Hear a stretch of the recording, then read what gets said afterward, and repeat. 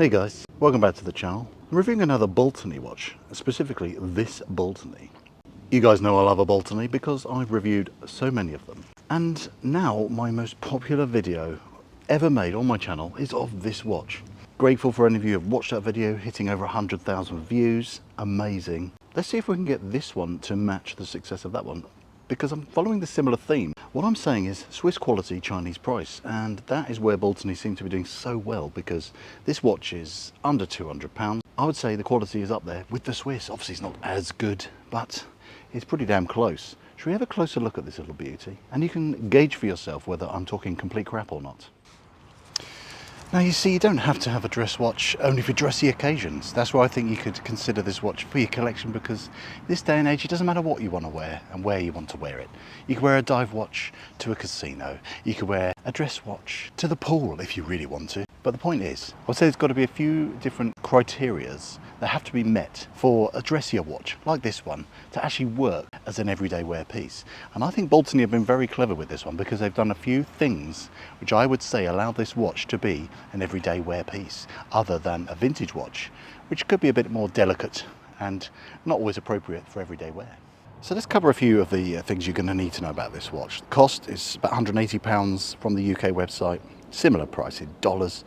You can get a few different colorways. This is the gold version with a gold dial. You can get it with a silver case, with a silver dial, gold case with a silver dial. There's a few nice interesting bits of mixing and matching going on. You can either get this with the automatic seagull movement, or in this case, the manual wind seagull movement. And the manual wind one is a bit slimmer. It's just about 10 millimeters thick, including that domed AR coated sapphire crystal. It's a manual wind movement, so that means you have to wind it about 60 turns from completely dead to fully charge it. While we're talking about the movement, I know this is a pleasant seagull movement because, first of all, look at these shots of it. It's a very beautiful thing. I wish you could see it, but it's got a solid case back. It's a decent one because it's running well. I've had it on my time grapher, and also when you wind the watch, I've had these movements in other watches, and the wind feel and sound even is not as smooth as you get in this one. This feels buttery smooth, and that's why I would liken this to a Swiss watch, because you do feel those refinements when you wind a manual wind Swiss watch, for example. And I do like the manual wind version more than the automatic, purely because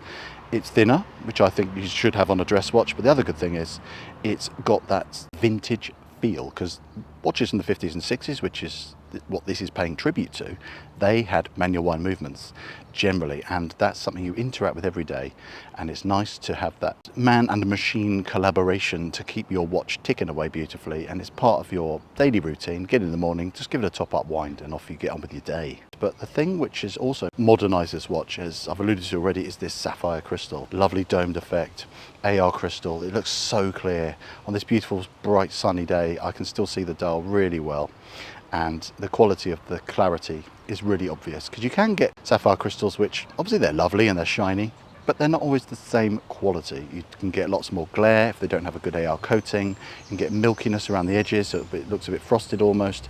This is just very nice and very clear. Well, another modern upgrade, which is the coolest thing about this watch, is this gold case has a hardened coating. It's something you could wear every day, and it's not going to make your delicate vintage looking watch start looking really scruffy, because with everyday wear that kind of thing can happen, especially with a polished case.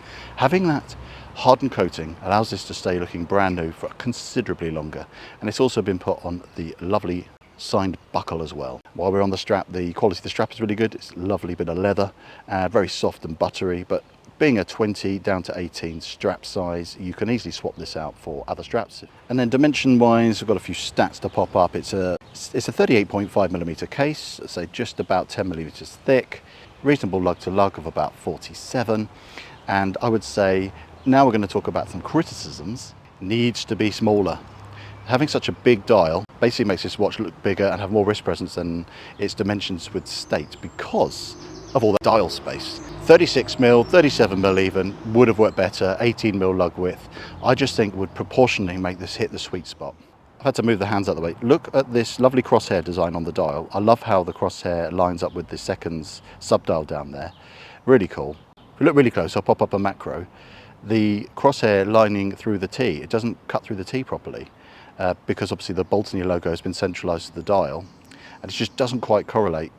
and I just think it looks a bit off. I think they could do some tweaking with the design there, either pause the crosshair above and below the Baltany logo, or a bit more cost would be an applied logo. I'm not sure, but it'd be good if there was a way that they could get that to work out a bit better. Other than that, I can't criticise much more really. I'd say they've just got so many things right. I mean, the clarity of the dial, the really immaculately finished hands and the indices, it's so clear. The lovely curved tip of the minute hand, I've done some real close-ups, you can see it. It's so lovely how it follows the contour of the dial and the crystal above it. Really clever. Those kind of details I like. Sometimes the legibility is a bit squiffy, but it's common with this kind of style of watch. The fit and finish of this piece is extremely good. I mean, that's where I go back to the Swiss quality, because the fit, there's no fluff anywhere, there's no sloppy finishing, polishing is immaculate. Everything is so well executed. You'd be happy to say this was a Tissot or even a Hamilton, but you're paying way under half the price that you would for one of those. That's where you can just look at this and go, you know you are getting extremely good quality, which I've shown you. It really is good value for money.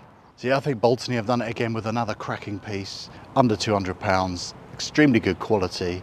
It's not like all the other homage watches you can get out there, but it's got the mass appeal I think many people would like if they wanted to add this kind of watch to their collection, but also wear it every day without worrying about it, because it's got all the modern features. They could just have that durability, which we would like. It has that vintage aesthetic, which gives it the charm, which just gives it that little X factor, which is what I think Baltany are onto with so many of their watches in their collection. I know this sounds a bit like an advert. Oh, it's just so hard, one of those things, when you get a watch which is just genuinely very good. I want to know what your thoughts are about this piece. What would you change, aside from the things I've suggested? Because Baltany love your feedback, and they often do make the changes, and they do listen. And this is exciting. It's good when you don't get really sensitive micro brands that go, they're wrong, what do they know? You guys know best.